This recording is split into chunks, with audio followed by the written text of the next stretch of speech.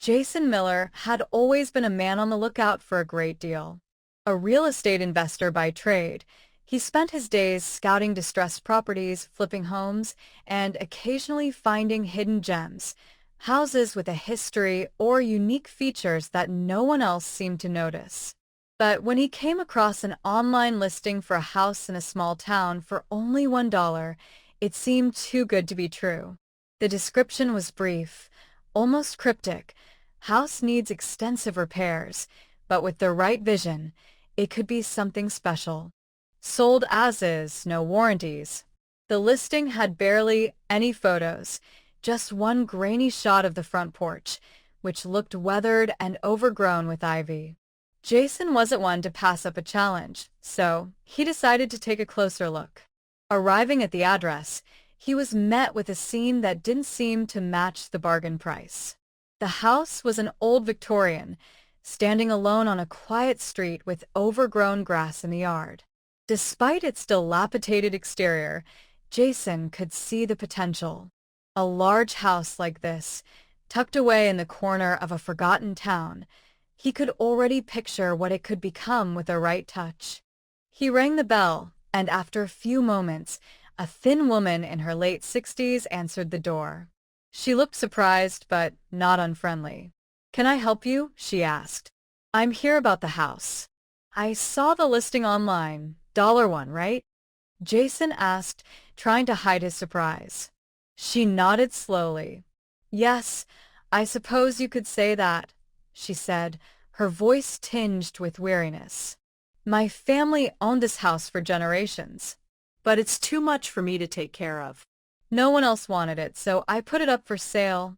Jason was intrigued. It was rare to find a house like this up for sale at all, let alone for a price so low. "Are there any hidden issues with it? You said it needs repairs. What exactly are we talking about?" The woman hesitated, looking at him with a strange, distant expression. "There are things in that house, things best left untouched. But if you're sure you want it, I'll sign over the deed. Just be careful." Jason was a little taken aback. "What do you mean by that?" She didn't answer. Instead, she turned and walked back into the house, motioning for him to follow. Jason, ever the skeptic, chalked it up to the woman's age or perhaps a little eccentricity. But there was something about her warning that gnawed at him. Inside, the house was even more worn than he expected, peeling wallpaper, creaky floors, and dust in every corner. But it also had an undeniable charm. The intricate woodwork, the tall windows that still let in a generous amount of light, the grand staircase in the foyer. It had potential, and Jason was already mentally calculating how much he could sell it for once the renovations were done. He made his decision then and there. "I'll take it," he said. The woman nodded, and without another word, she handed him the keys. As Jason stepped out onto the porch, the weight of the keys in his hand felt heavier than it should have. Something about the house, the way it stood, silent and seemingly waiting, made him pause. But he brushed it off. After all, it was just a house. What could possibly go wrong? Little did he know, the house had a history that no one was willing to talk about, and Jason was about to uncover secrets that would change his life forever. Jason spent the next few days going over the house, trying to figure out where to begin. He rented a small crew of workers to help him with basic repairs, mostly focused on fixing the structural issues and making the house livable. Despite its state of disrepair, Jason couldn't shake the feeling that there was more to this place than met the eye. One rainy afternoon, Jason decided to explore the basement. It was a small, cramped space, barely lit by a single flickering bulb hanging from the ceiling. The smell of damp earth and mildew filled the air as he descended the creaky wooden stairs. At first, there was nothing unusual, just old furniture, boxes of forgotten belongings, and cobwebs in every corner. But then something caught his eye. Behind a stack of dusty crates, he noticed a wooden door that seemed out of place. It was hidden behind an old wardrobe, as if someone had deliberately blocked it from view. The door was different from the rest of the basement.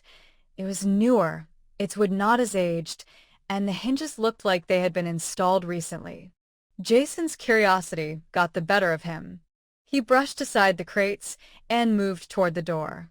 The handle was cold to the touch, and as he turned it, the door creaked open with an unsettling sound. Behind it was a narrow staircase that led even further down into darkness. Despite his growing unease, Jason grabbed a flashlight and carefully descended the steps. The air grew colder with each step, the silence almost oppressive. When he reached the bottom, the flashlight's beam revealed a small, dimly lit room. There was nothing in it at first glance, just bare stone walls and a cold, damp floor. But something about the space felt wrong, like it was holding a secret. Then, as his light swept across the far wall, Jason noticed something strange. Etched into the stone, barely visible, were strange markings. They looked like symbols, twisted and ancient, unlike anything he'd ever seen before. A chill ran down his spine. He stepped closer, examining the markings more closely. The symbols were crude, almost as if they had been carved by hand in haste. It looked like some sort of ritualistic writing, but Jason had no idea what it meant. He reached out, his hand trembling slightly, and touched one of the symbols. The moment his fingers brushed against the stone, there was a sudden, sharp sound, like something shifting, moving behind the walls. Jason froze, the flashlight flickering in his hand. The air around him seemed to grow heavier, and the silence was broken by an unsettling whisper, so faint that he almost thought it was in his mind. He pulled his hand back, heart racing, but before he could think clearly, the ground beneath him trembled slightly. Jason stumbled, falling backward against the wall. His breath caught in his throat as he realized the faint whisper was no longer just a voice. It was more than that. It was a presence, something old, something deeply buried within the house. And it was waking up. His instincts told him to run. But as he reached the bottom of the staircase, the door behind him slammed shut with an almost violent force, trapping him in the room. Panic surged through him as he frantically tried to open the door, but it wouldn't budge. The whispers grew louder now, as if they were coming from all directions. Jason's pulse pounded in his ears. He had to get out, but as he looked around, he noticed something he hadn't seen before. In the corner of the room, almost hidden beneath a pile of old tarps, was a wooden chest. It was old, but not as ancient as the house itself. It looked different, almost like it had been placed there recently, as though someone had intended for him to find it. The whispers seemed to grow more intense as he approached the chest. His hands trembled as he reached for the latch. He wasn't sure why, but something inside him told him to open it. The moment the chest creaked open, Jason's flashlight beam fell upon its contents. Inside was a collection of old, weathered books and a strange object wrapped in cloth. But it was the books that caught his attention. They were ancient, their leather covers cracked and fragile, with markings similar to those on the walls. His heart raced as he pulled one of the books from the chest. As he opened it, a gust of cold wind swept through the room, extinguishing his flashlight. The whispers grew deafening, and Jason felt a weight in the air, as if the very house itself was watching him.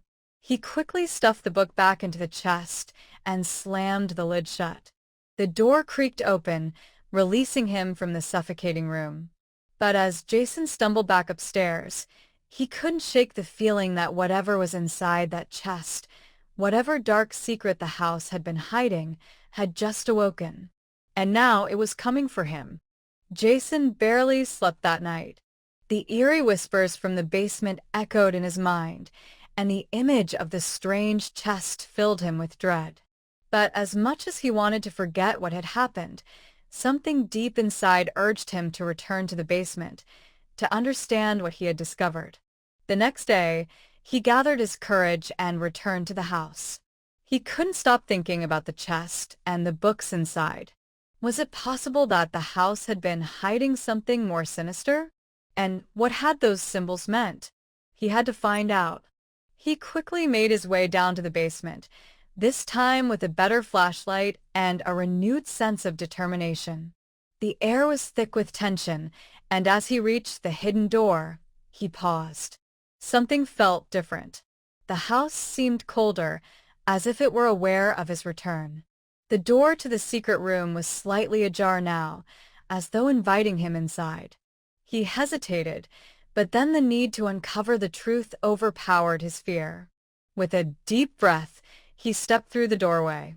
To his surprise, the room was exactly as he had left it. The chest was still in the corner, but this time, the tarps that had covered it were gone. The books were no longer neatly stacked inside, either.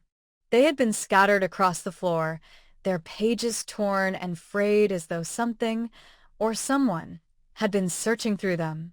A cold chill ran down his spine. He wasn't alone.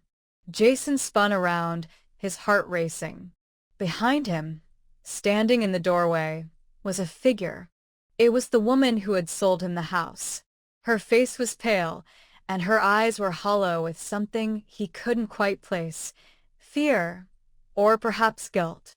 "You shouldn't have come back," she whispered, her voice trembling. "The house, it doesn't let go once it's found you." Jason's mind raced. "What do you mean? What's going on here?" She stepped into the room, her gaze fixed on the chest. "This house has a history, a dark history. My family, we tried to keep it buried, but now it's out. The books, the symbols, they were meant to keep whatever's inside the house locked away. But you found it. You unlocked it." Jason was confused. "What's inside? What is this place?" The woman hesitated before speaking again, her voice barely above a whisper. "A long time ago, my ancestors made a deal with something ancient. They agreed to keep it hidden in exchange for wealth and power. But over the years, it grew stronger. The symbols, the rituals, everything was to keep it from escaping. But the house, it's cursed. And now that you've found the chest, it's awake. It's angry." Jason's breath caught in his throat. The whispers from the basement had been real. They weren't just in his mind. Whatever was in that house, it had been waiting for him. Suddenly, the room seemed to grow darker, the shadows stretching unnaturally across the walls. The air was thick with something suffocating, as if the very atmosphere was closing in on him. The woman stepped back, her face now etched with terror. "You need to leave. Leave before it comes for you." But it was too late. The ground beneath Jason's feet trembled again, and a loud crash echoed through the basement. The chest began to shake violently, and the symbols on the walls seemed to writhe, their lines twisting and contorting as though alive. Jason ran toward the stairs, but the door slammed shut with a deafening bang, trapping him in the room. His flashlight flickered and died, leaving him in complete darkness. The whispers were louder now, filling the room, surrounding him from every direction. They were no longer whispers. They were voices, countless voices, speaking in languages he didn't understand. A cold hand touched his shoulder, and Jason froze. He turned slowly, his heart pounding in his chest.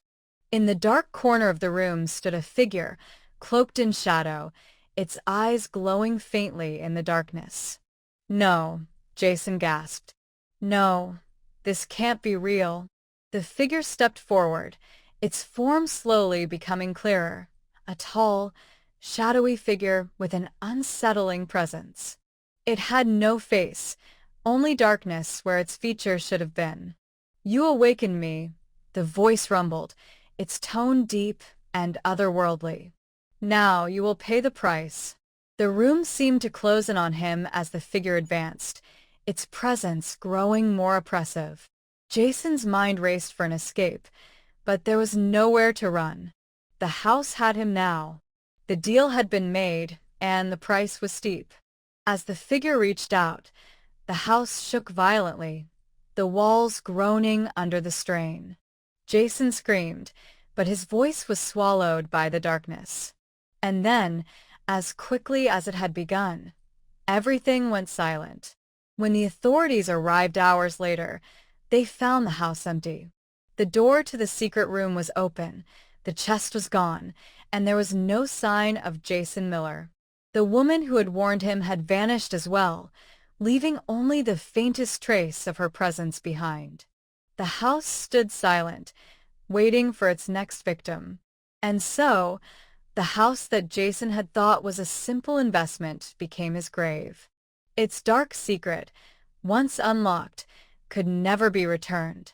For those who dared to uncover its mysteries, there was only one inevitable fate: to become a part of its story, forever lost in the shadows.